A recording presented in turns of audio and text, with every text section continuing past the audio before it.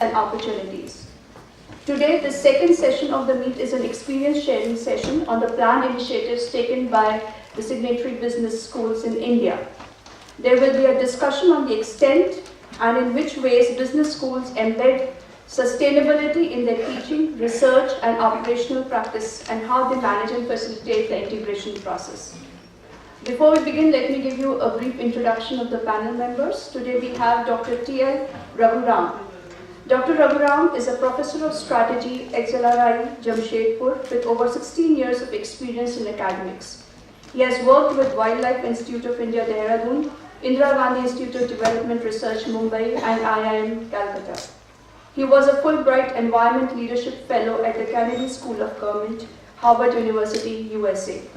He is now a consultant to the Ministry of Environment and Forests, Government of India, to evaluate community forestry institutions. We welcome you, sir. Professor Ranjani Swami is from Goa Institute of Management, Goa. After completing the fellow program in management at the Indian Institute of Management, Ahmedabad, she has been teaching courses in the area of organizational behavior and human resource management. Over the last years, she has developed several case studies in the area of micro-organizational behavior, human resource development, and ethics. Some of these cases have been used at national and international level. Welcome.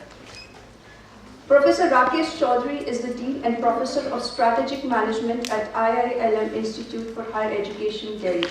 After completing his graduation in mechanical engineering, he studied for his MBA at University of Hawaii and Wharton School, University of Pennsylvania, USA.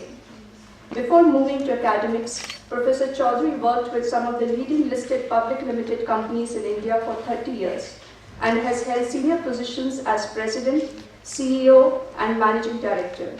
He brings a wealth of strategy and leadership-based knowledge to his sessions.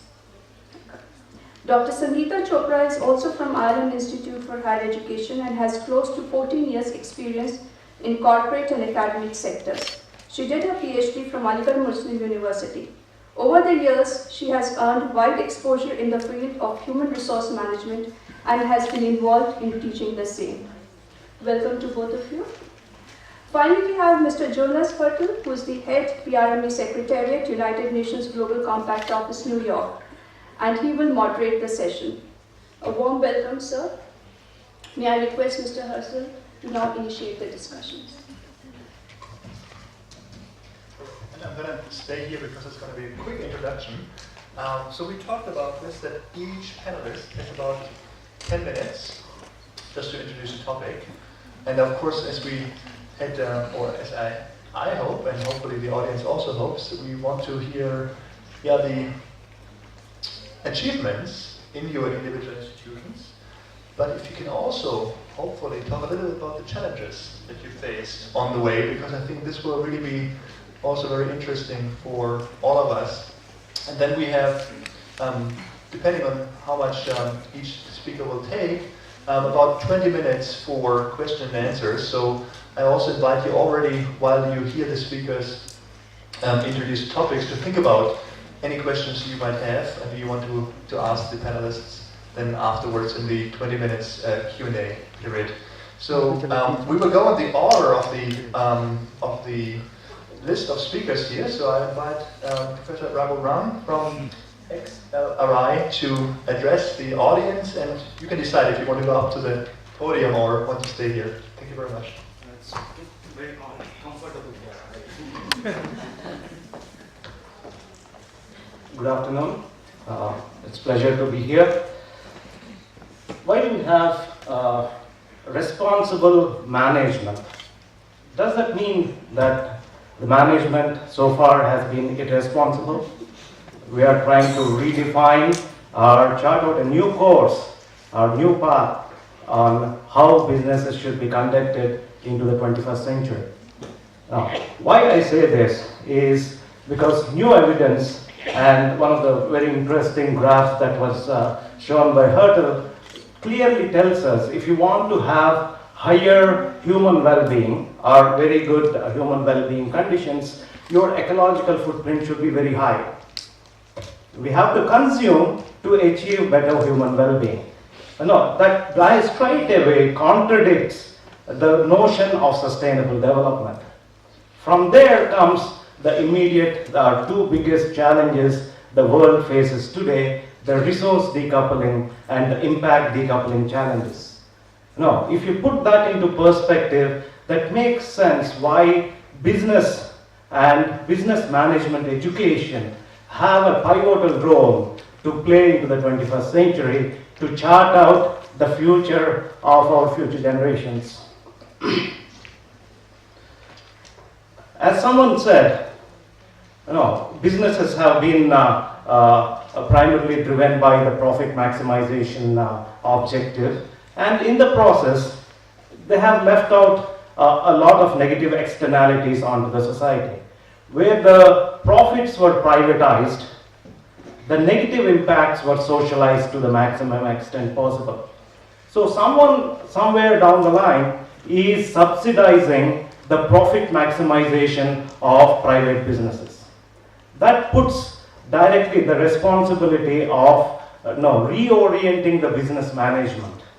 Okay, how businesses should conduct themselves. And when someone like us say it doesn't make sense, but if Porter and Kramer put it as the shared value creation as the next wave of business management, so that makes a lot of sense. Okay, from there, I would like to briefly introduce what XLRI has been trying to do in trying to address these major challenges.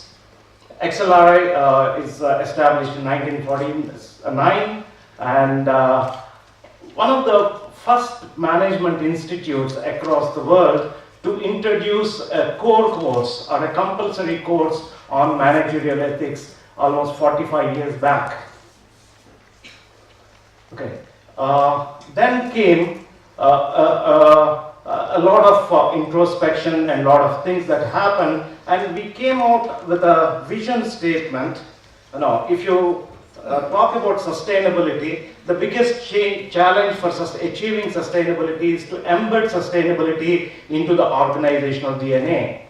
If you consider a vision of an organization as the DNA of an organization, I would like to highlight about 3 points that are explicitly talk about sustainability or responsible management education. A passion for academic excellence, uncompromising human values, a sensitive social consciousness, an abiding commitment to improving the quality of the life in organizations and society, and integrity. Okay. Being a Jesuit management institute, it is very easy because the values of Jesuit teaching are embedded into XLRI. I don't know about other management institutes, but it was quite easy for XLRI to adopt such a vision. Okay, once you can have a vision, but how do you translate that vision into action? Okay, managerial ethics as a core course has been there, and we also introduced a core course on sustainable development and corporate responsibility. Every student who passes out from XLRI has to take this course. Okay, the challenge, it is easy to talk about sustainability, but as the attention span of a management student is as long as the course lasts.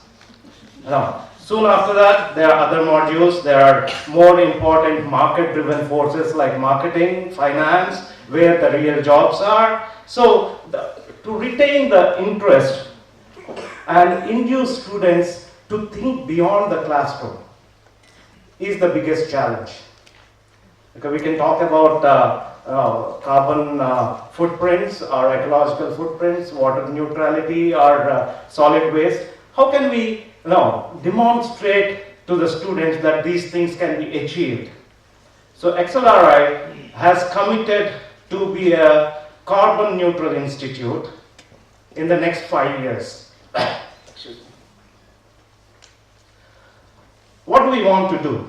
We want to improve our energy efficiency on campus, move to alternative sources of energy as far as possible, and also try to influence a few villages where we adopt those villages and make transform their energy consumption patterns, and make those villages move to cleaner energy sources. So we can claim offsets of those villages and claim that XLRI becomes a carbon neutral institute. And over a period of time, this is our first commitment. And we are already moving, and we have measured our carbon footprint, and we'll set in motion a set of initiatives to be a carbon neutral institute in the next 5 years. And we'll also want to be a water neutral institute and waste neutral institute in the very near future. Okay, this is to demonstrate, and all these initiatives happen with students' involvement at every stage, right from data collection, analysis, strategy formulation, and implementation is done with active involvement of the students. Beyond that, on the academic front, we also offer courses on social entrepreneurship and inclusive finance. Increasing sustainability is a multidisciplinary challenge. No single functional domain can claim that it cannot address sustainability, or sustainability doesn't influence that particular functional area. So every function, whether it is marketing or organizational behavior or HR, every functional area or operations, supply chain management, everyone has a sustainability connotation attached to it. So how do we make a diverse group of faculty members adopt sustainability, or at least address sustainability concerns or social responsibility concerns in at least one of those sessions that they cover in their core courses? Now, we are working around that.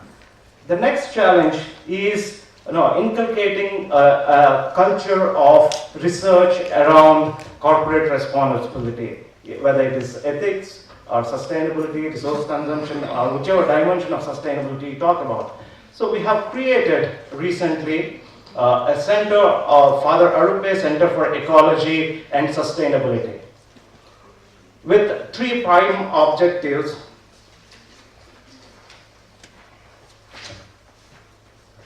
Of knowledge generation around sustainability related issues, knowledge dissemination, and knowledge application.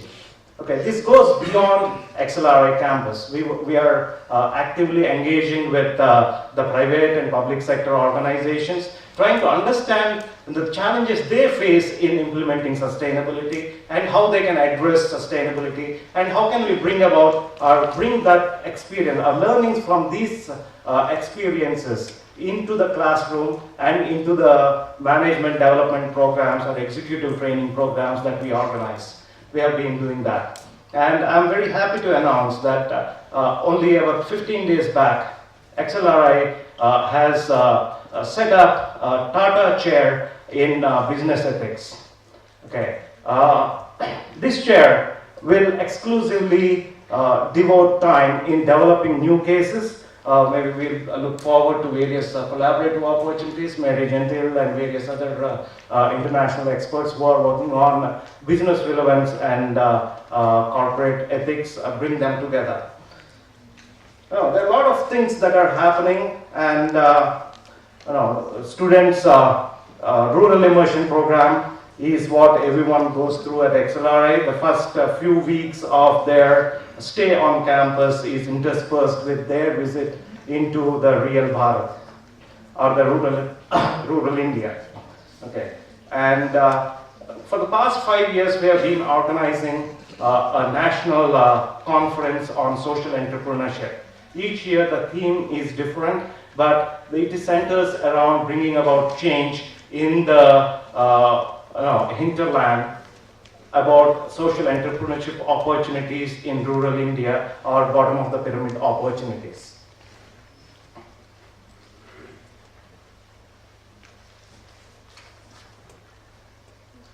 And there have been a lot of research initiatives. Mostly these come as consultancy opportunities. We have a lot of faculty members who have a varied interest in different aspects of sustainability. So as and when these corporate consultancy opportunities come, we also treat them as research opportunities. We bring all these learnings into the classroom and use them to enhance the students' interest in sustainability-related issues. The bigger challenges, I think, for business schools, are particularly in Indian business schools, are we are standalone institutions. Unlike university systems, where there are a lot of collaborative opportunities for interdisciplinary approach or systems approach to sustainability, that to some extent is slightly difficult to achieve in a standalone business management institute, whereas still the silo system is predominantly determines the curriculum structuring, and profit maximization is what obviously is emphasized, but things are changing, and I'm sure I see a trend in moving towards more responsible management education, and it's getting traction in more business schools. And students particularly, once they see the application, once they see the trends, once they are made aware that every business enterprise is looking at sustainability and paying attention to sustainability, their interest in sustainability courses is also gaining, is also improving over a period of time.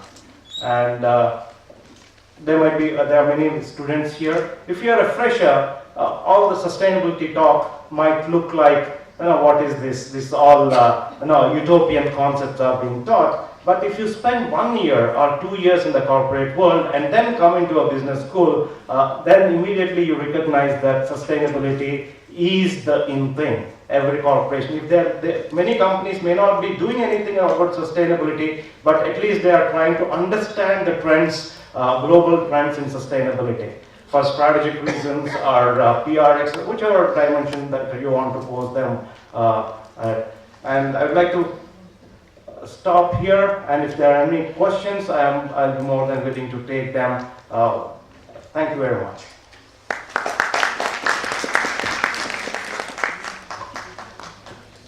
That we go for the next speaker and then do the question and answers afterwards. Perfect. In this case, I'll call on our colleague from the Goa Institute, Ranjini Swami, who is with the Goa Institute of Management.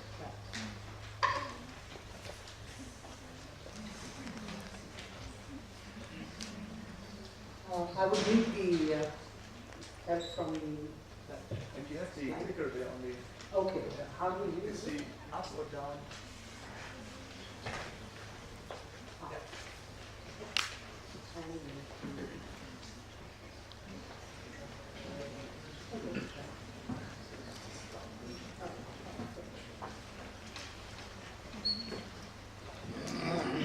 Good afternoon, everyone, and Happy New Year to you all, those who started the feedback. I'm just here to tell you briefly about what we are doing at Goa Institute of Management, or GIM for short. What we are doing with respect to the implementation of the UNPRME principles. So what I'll tell you is briefly update on what we are doing or what we have done in the last 1 year. We are also then looking at the objectives for the next 2 years, what we want to do, and some sort of an idea about what kind of support we would require from UNPRME to continue on or achieve our objectives. Now, as far as the update is concerned, the first thing we've done is, of course, set up a Center for Social Sensitivity in Action.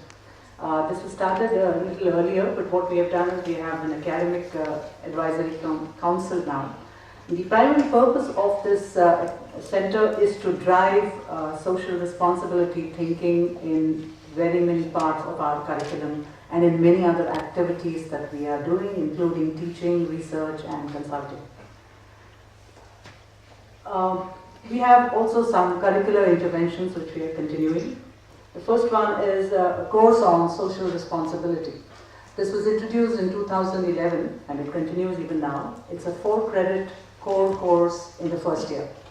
And I remember in 2011 when I rejoined the institute, we had our first retreat, and there all areas had to give up a little bit of the credit to other courses in order to give 4 credits to this course on social responsibility. Now, what is unique about this is 3 credits comes from a project that students do in groups, and they work with underprivileged sections and try to make a positive difference to these underprivileged sections in some way or the other. Just to give you an example, there are a large number of farmers who don't have right to their land, they don't have title to their land, and they are tenant farmers who are cultivating land there.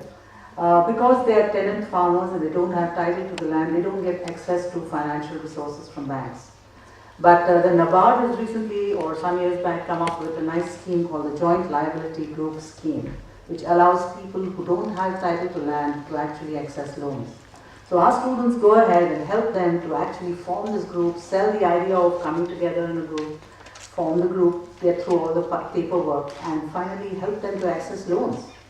So it gives a great high to some of the students also, the fact that they've been able to make such a difference to those people. So that's the course in social responsibility. We are also developing a lot of learning materials. In the last 1 year, we've developed cases. One of them is on marketing of soil testing to farmers. This is done through the students along with the Zonal Agricultural Office of Goa, where they have actually sold the idea of testing the soil and planning agriculture to farmers. Normally, as you all know, farmers are very traditional. What they have done for generations, they start doing independently. They do the same thing blindly. But now they are promoting the idea of planning and using evidence, data about the soil, what is it rich in, what is it poor in, to actually decide what to cultivate, what kind of fertilizers to use, what kind of pesticides to use, and so on. So the concept of planning itself, the idea of planning is being sold to them. And this is, there's a case study which has been developed by one of my colleagues and presented in a recent conference at IIM Bangalore. Besides that, we are also doing a lot of cases on the challenges in being responsible, for example, that executives face. And also another interesting caselet on Wipro's WATERS project. WATERS stands for Wipro Applying Thought in Schools. It's a particular project started by Wipro and not Wipro Foundation or Wipro University. It was started to improve the quality of education in schools, and they encourage a large number of experimentations in schools and also have a lot of policy dialogues with people to improve the quality of school education. And it's a great kind of thing that they're doing. So this case really describes to you the genesis of this project in Wipro, what are the strategies used to implement it, and some of the outcomes of this WATERS project. So that's the second kind of a case. And we have also got other cases, like I said. So a lot of case generation is happening right now. We've also contributed articles to UNPRME books.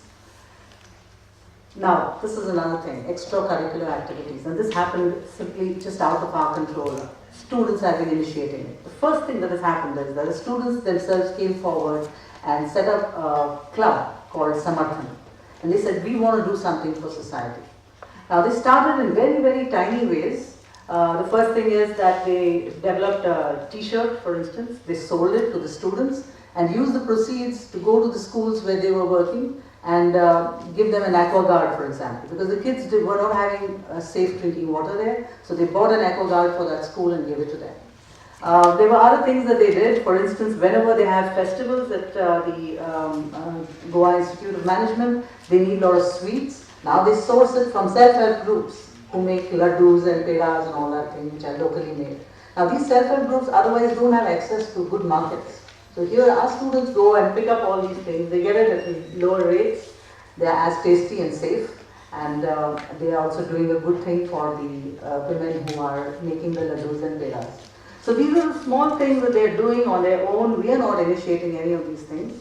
But what is also very interesting is they are now starting an event in end of January, where they are going to be looking at the issue of, they want to invite a lot of youth to start thinking about these issues here and see what we can do to address this. Can you come up with creative ideas to deal with this problem is what they are looking at.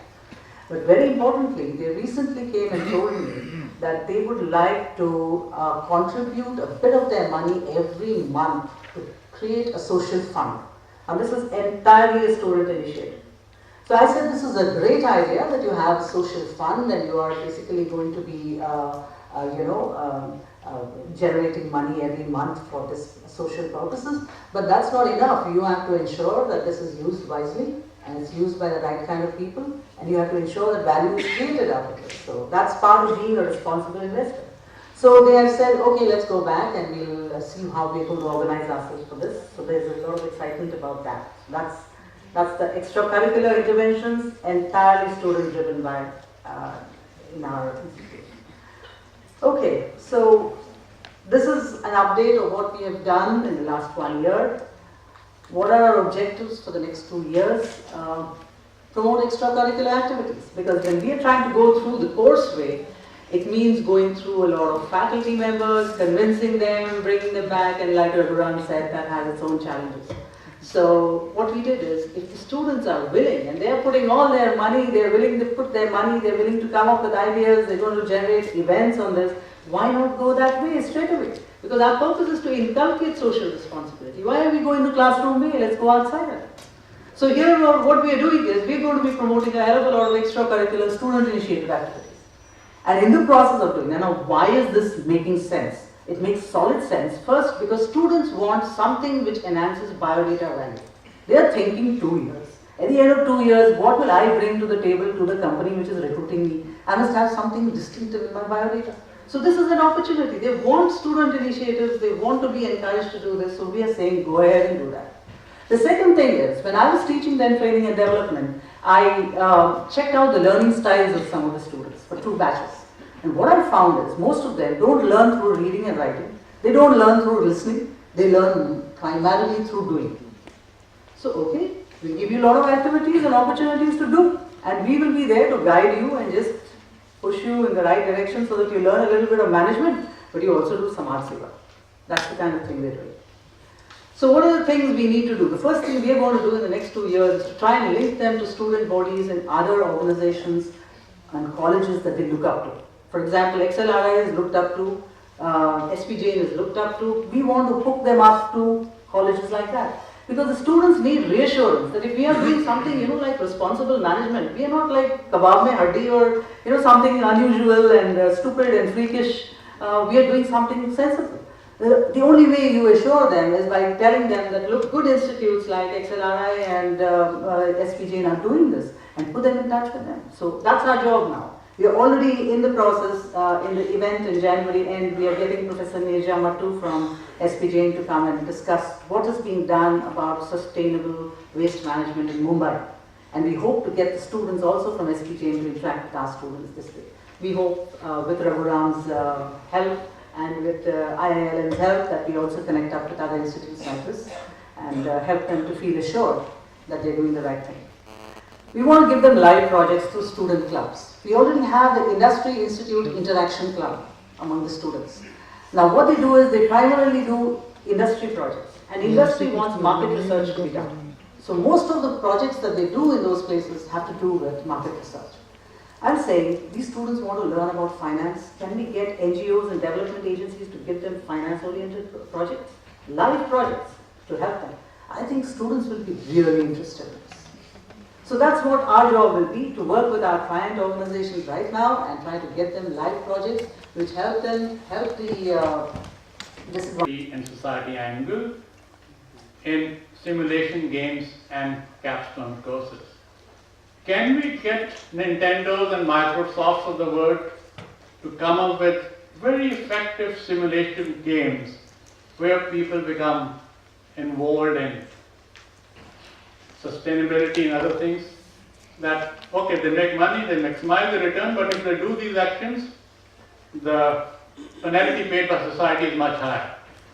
So they should be given kind of negative marks for that. So this is something which we could work on. And next is IILM initiatives. I would request my colleague Dr. Sangeeta Chopra to take that up.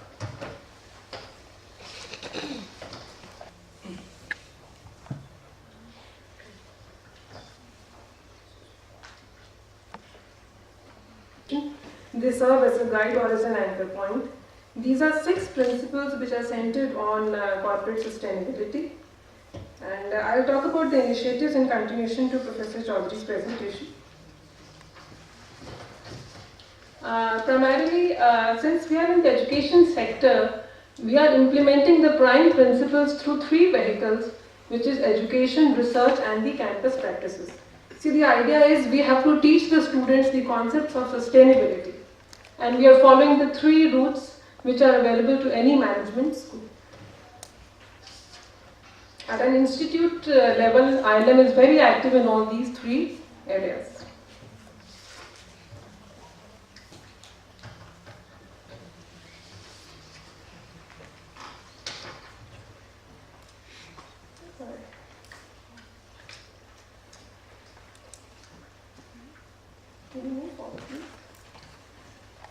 Education. Let's take the first thing where we have education. Now, education is the most direct route by which we can teach sustainability to our students. I'll just go point-wise on that. First is we have a compulsory course on sustainability, something like a course on managing ethically, which is there at XLRI also. It's a compulsory 2-credit course for all PG1 students. And the main part is that all the students get to go through the sustainability report of a corporate organization. You know, there they learn about things like what is the carbon footprint they are leaving and how much of carbon credits they are earning. Secondly, we have a course on ethics, business and society. I think you can put it off. It's giving an entirely different picture. Then at the undergraduate level, we have a course on ethics, business and society, which is also talking about corporate social responsibility. But that is more at the theoretical level, not so much at the practical level. Thirdly, we have a workshop which is open for all of the students. It's a 10-hour workshop for both postgraduate and the undergraduate students. There we have both divisions to it. It's more on the literature track also, and also skill building sessions are there. Lastly, we have 9 program level goals which we have adapted to the AACSB Quality of Assurance Learning Goals. We have one L9 goal which I would like to read out. To make students sensitive to the social, economic and environmental responsibilities of business. Though the term may look very fancy, but when we got down to mapping our all module level goals, that is the course level goals, to this particular goal, we astonishingly found out that 24 modules were contributing or catering to this goal, which is commendable. That means there are 24 courses like employee, consumer, customer, or even service marketing, all of it contributing in one way or the other to this particular goal. Like I said, we had 3 routes. One route we have talked of, which is education, which is the direct route we take, a classroom route. Second, lastly, we are practicing sustainability through campus practices. See, when we are teaching students sustainability, it is definitely not through just the classroom teaching. Like Professor Ranjini said that she found out through her past records that maximum students are learning only through doing. So here we have campus practices by which we are constantly telling them that we believe in sustainability. We are practicing energy conservation. In fact, there are many signboards which say that you please put off the power and all after the sessions are done with. Then we strongly we have regular NGO fairs which they are conducting. For example, one regular which comes to my mind is the Har Gel is coming every year because they have a virtual industry within the prison campuses. They have namkeens like that of Haldiram. So these are regulars, and by and large students also see that what all the college is doing towards this cause. Okay, and in future, like I have also heard from our counterparts that they have had learning materials in this area. We very strongly believe that now that students have read about case studies like Walmart, IKEA in their other courses, now we want to develop our own case studies. We are already working on that, and broadly that is what IILM has been doing, and in future we endeavor to build up our own case studies because that will be very involving for both students and the faculty. Thank you.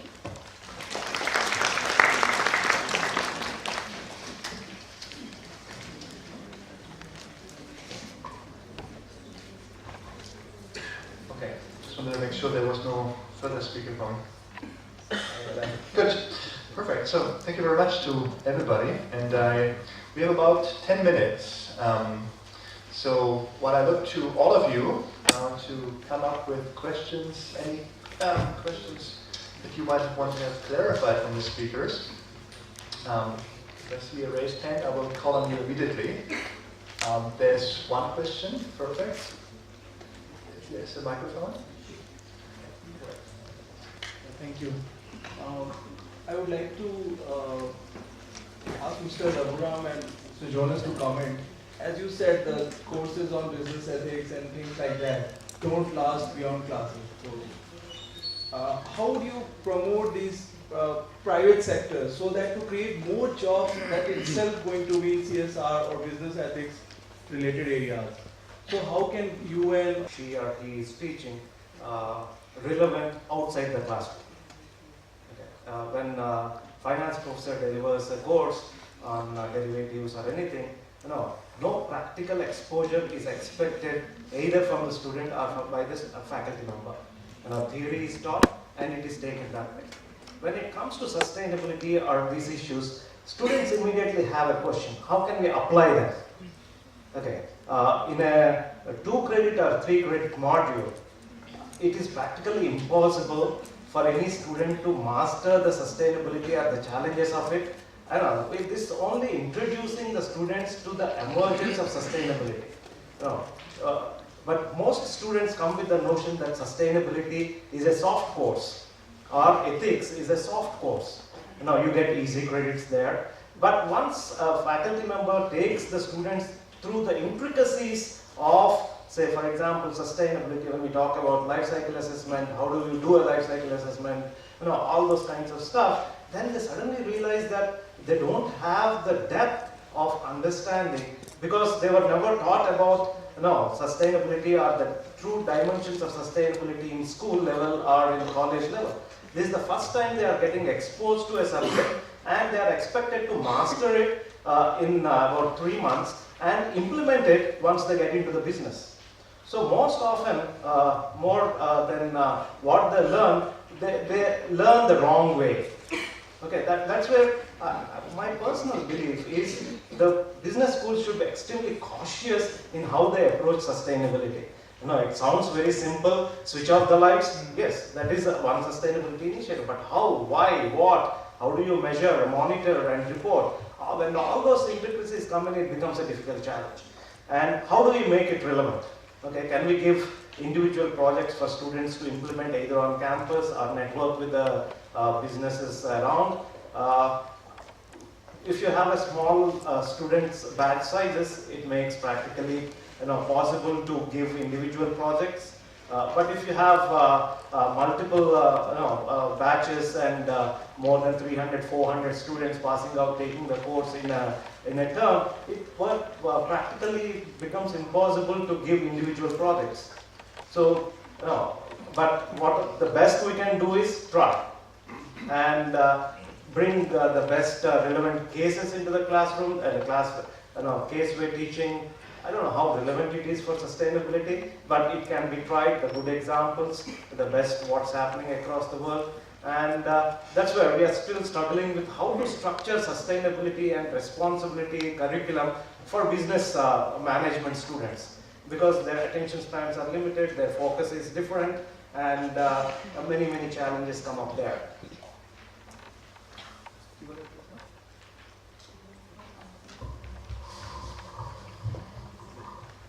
Though you didn't ask me, I'm taking a stab at it. You asked in the area of ethics, and I don't think you can have a job in ethics as such. It's really about being ethical in whichever job you're taking up. What I found, based on my experience, is this GVV approach that you talked about makes a lot of sense. I've been developing cases on giving voice to values, and what I do is I identify, since you're all trying it out also, I identify cases, part A, the dilemma, ethical dilemma, part B, how he addressed it. And part B is always a successful resolution of the ethical dilemma. No matter how less it is, it's useful to go after people who have done it. And all of us, we are not Satya Harishchandras. We have had our times when we have been very honest and stuck to our principles. I just grab those points and tell, basically the message is then through such successful examples that you can do it. that there is a way if you want. I've done it with civil servants who are, stereotyped to be who easily corruptible or whatever. So the point is I've worked with them also, and I've identified successful cases where people have actually stuck to their ethics. When I discuss these kinds of cases in the class, I find students are then willing to revise their opinion. And if we have sufficient number of such cases, and I think it's possible in India, we should be able to turn the tide. It's not that the students don't want to be ethical. There are a lot of them, I have been reading their own, diaries when they talk about their own experience. A lot of them want to be ethical, but they don't know how to.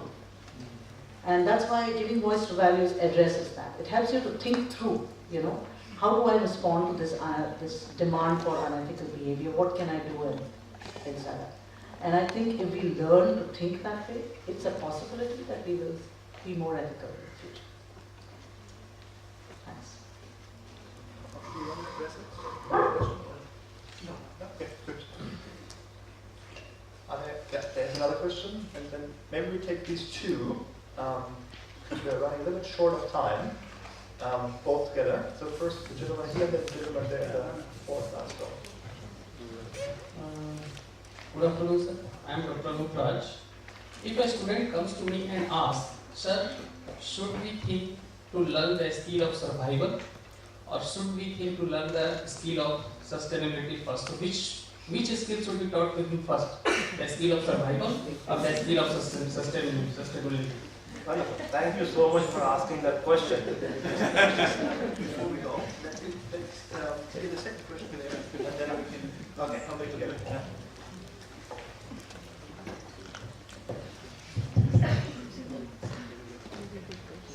So my question relates to a general query that I find that in management education we are at a crossroad. On one hand we look at the job readiness, on the other hand a major challenge like responsible management education, wherein the sustainability has become such an issue that it is a question of ignoring it only will be at our peril. And whereas this wonderful topic which we are discussing today, it demands what are we thinking, how are we teaching our future managers about conservation of natural resources like energy, water, then avoiding these resources in terms of their pollution, industries are causing pollution of water, air. So how are we going to teach our future managers that they look into these aspects about the conservation and avoidance of pollution in terms of knowledge, imparting knowledge in the classroom, in terms of some lab resources in the management institutions, in terms of taking them to the industry visits where some industries are definitely doing excellent job on these issues. And whereas we are definitely thinking in terms of involving ourselves in this responsible education, but the very next thought in our mind, including the mind of our stakeholders, that is the students, is job readiness. So we are at this crossroad. Your comment, sir. Great. I think that's also a good question here. So I think we should also come back to that. Maybe I can invite first, if you address the first question of the first gentleman, and then we here maybe because we are running a little bit short of time now, from all panelists addressing the second question, again also regarding job readiness, and maybe also some final concluding thoughts that you might have. So, but first of all, the first question. Okay, as I started off, thank you very much for asking sustainability versus survival. Okay, which skill should you impart to your student first? Okay, can we survive if we are not sustainable? That I think in a very simple way, sustainability is about the resources and how we preserve them for the present and the future generations. So I think inter and intra-generational equity that the sustainable development definition embeds, I think it addresses your question straight away. So to survive, we have to sustain. Okay, we have to adopt sustainability. And that also makes, if we learn these skills, that makes us job ready. Okay, the future jobs are likely, the future challenges for the economy globally are likely to be around how we use resources more prudently and how do we pollute less or reduce our ecological footprint or negative externalities. So if these two challenges, the corporate world is being forced to address them by multiple stakeholders, legal and political and social consent is becoming a very important issue. So multiple stakeholders are slowly forcing the corporate world to adopt sustainability. So any student who proves his learning credentials on sustainability issues is likely to land a better job compared to his peers. So I think sustainability has a lot of future in that direction.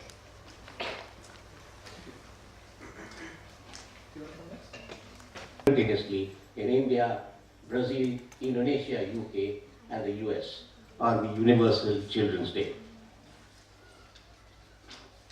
Let's take some example of Tata Group. A very prominent example of cross-business innovation in the Tata product. This is the Tata Group business structure. Tata Swatch's origin lies in research first carried out by TCS, a software services company. The company developed an early prototype. But declared it unviable and not a fit with its software business and shelved the project. In 2006, a senior member of Tata Group's executive office stumbled across the prototype at TCS and became intrigued by it. He revived the project, suggesting that Tata Chemicals, with its expertise in chemical processing technology, take the lead. Later, Group's watchmaker, the Titan company, which had developed precision engineering capabilities, joined in. Today, Tata Swatch provides potable water that meets the US Environmental Protection Agency standards at a cost of less than 1 paisa a person a day. But without the interventions of the group center, the collaboration among the three businesses would not have been possible. About 66% of the equity capital of Tata Sons is held by philanthropic trusts endowed by members of the Tata family. ITC does a huge amount of work in sustainable development. They're all given the PowerPoint. ITC has been carbon positive 7 years from now. It is water positive for 10 consecutive years. Solid waste is recycling positive, and everything that ITC does. In fact, ITC has sponsored those awards with CII.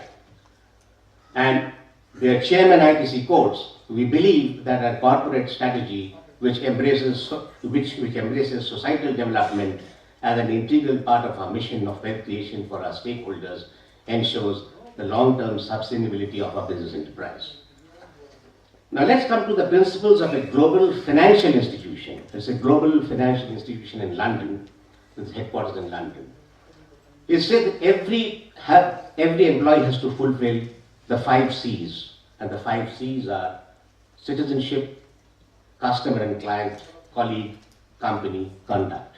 And what is meant by citizenship is respect for society, respect for human rights, respect for the environment, investment in communities. And what is meant by customer and client is working in the interest of customers and clients by establishing a conduct risk framework and strive to deliver excellent customer service.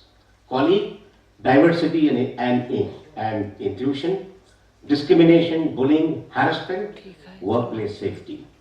Company, protecting company assets, tax management, risk management, accounting and disclosure. Conduct, conflict of interest, anti-bribery, anti-corruption, anti-money laundering, sanctions, frauds, transparency and cooperation with the regulators and political donations and engagements. The second part consists of the 5 values, which is respect, integrity, service, excellence and stewardship. every employee is supposed to perform over and above their technical objectives these 10 parameters, and then only he can remain in that particular institution. Let's see some of the international examples. Muscat, the planned city in Abu Dhabi. It is now under construction by the Abu Dhabi Future Energy Company, will house 50,000 residents, while another 40,000 already work there. They will do so without producing any waste or releasing any carbon. No cars will be allowed within the city perimeter. No fossil fuel will be consumed inside the walls. The world's first a productive life, cooperating with each other to create the future. Just as the slew of professionals are leaving lucrative jobs to join the Aam Aadmi Party and changing the grammar of politics, the workplace is also changing to accommodate this new image, which is more balanced and based on generating rather than consuming, formed by this new consciousness. With the above changes, the corporate world globally, sustainability is the critical issue that needs to be addressed by a management that is responsible with high emotional quotient. The B School builds the foundation for the new age manager. Sustainability is not just the company itself, but also the environment with social and economic values. And how do we get there? There are 4 things I had in mind, which is basically walking the talk, understanding sacrifice, third was seeing is believing, and third is sensitizing people. Now, when we talk about understanding sacrifice, maybe I was suggesting we would have a core paper on Swami Vivekananda, which raises interfaith awareness, and also inviting heads of spiritual organizations like NGOs to share their lives and experiences. In sensitizing people, we could adopt something like what HUL has done for the sunlight. We could also implement what our Goa School of Management has done, that is making CSR activity as a credit course. Marketing, finance, and IT students can help local small vendors how to maintain, manage, and help them grow their business.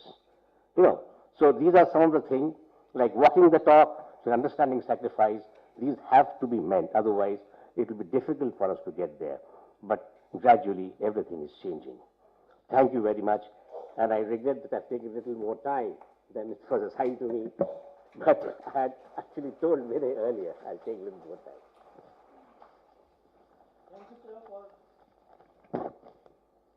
Thank you, sir, for sharing some of the best practices from corporate. Now we would be playing a recorded message of Dr. Gopal, since he could not be present today, so he has sent a recorded message.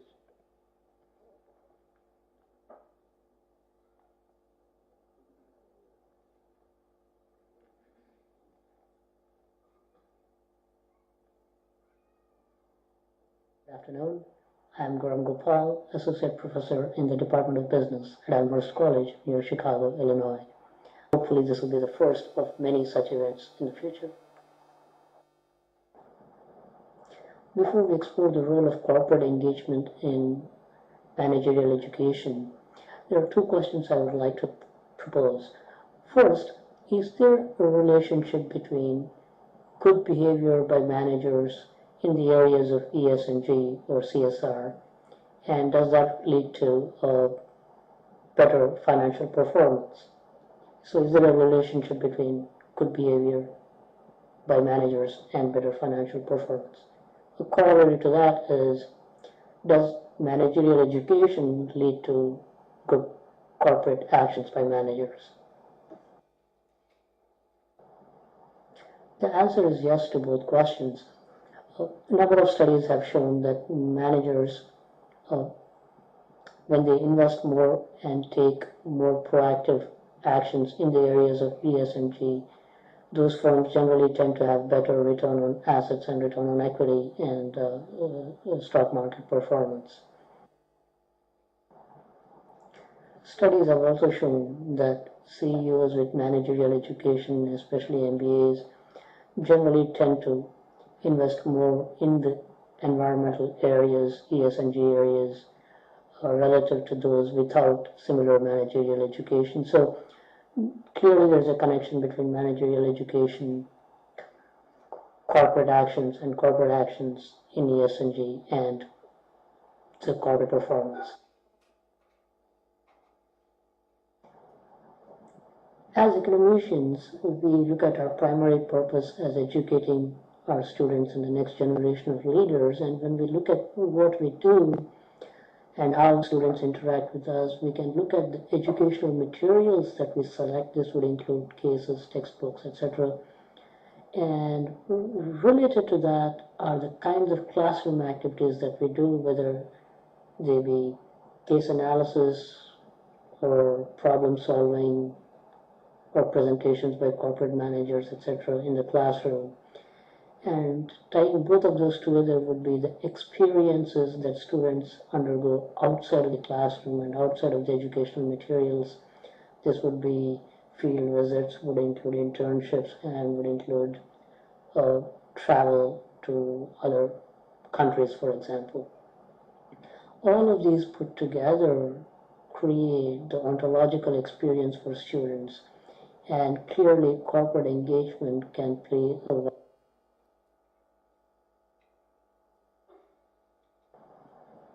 So how do we integrate corporate engagement into what we do in academia?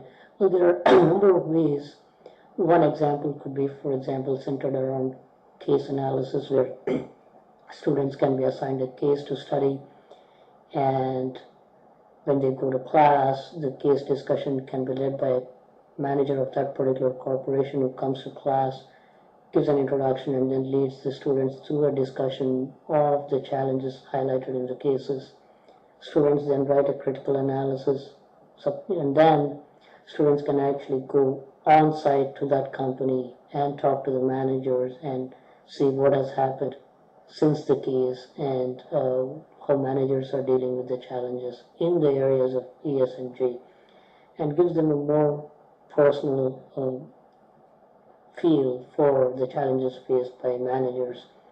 I have done something like this in my own classes, where I used a company, for example, called Life Fitness, which is a leader in fitness equipment.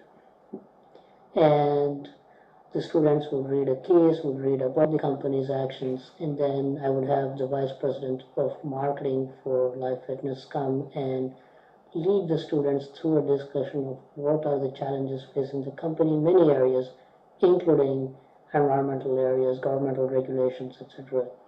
And then students then do some critical analysis subsequently, and then we go on a field tour where students actually get to meet the senior managers in operations, senior managers in finance, and so on, and try to have a better understanding of what are the challenges faced by the managers, especially when it's a multinational operating in different countries, in the areas of social, environmental, and governmental issues, governance issues. And students come away with a much richer understanding of challenges and how to fit.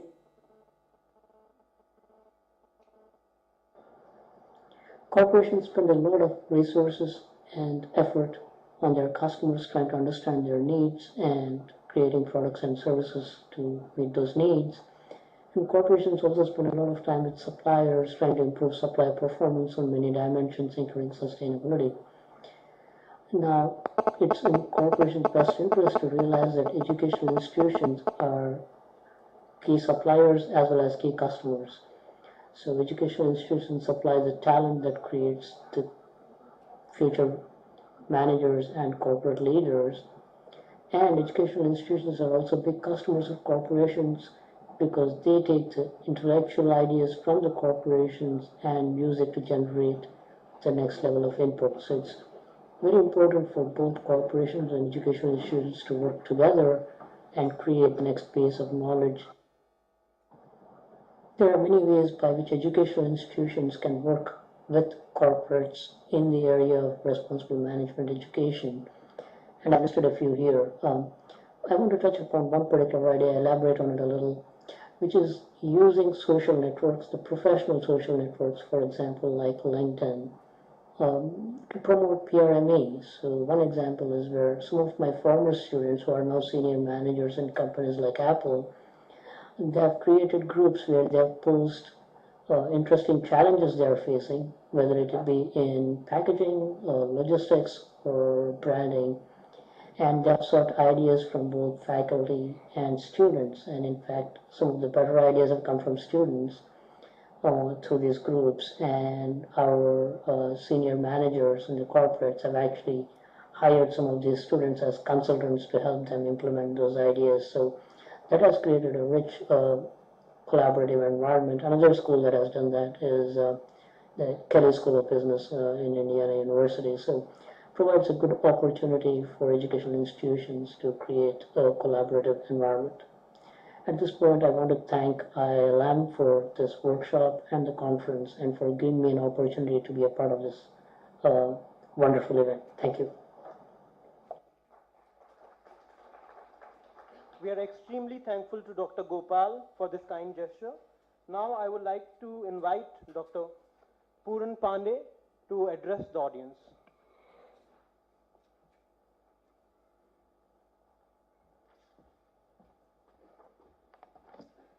How much time do you get? Some 10 minutes? Okay. Thank you very much indeed, and I'm very, very much thankful to Rakesh for inviting me to this very important deliberation. I won't really call it as a conference, because conference is always a monologue, and I think dialogue is something which always go on, and therefore I'm very, very much thankful to Rakesh for inviting me to this very, very important conversation, dialogue, and understanding of each other, which means that how do we really come together on a point to be able to scale the whole thing up. And therefore, I compliment IILM, and thank you, Rakesh, for inviting me to share my views and thoughts on this very, very important area. I would like to, at the cost of being repetitive, maybe in the morning Jonas would have already tried to talk about the UN Global Compact and what it is, and how Prime is held up, or how is the UN Global Compact a custodian of Prime, which is what is being discussed and debated today. There is a very unique entity called the United Nations Global Compact, which was born in the year 2000, and it was the wisdom and high caliber thinking of the then Secretary General Kofi Annan, who thought of an entity which would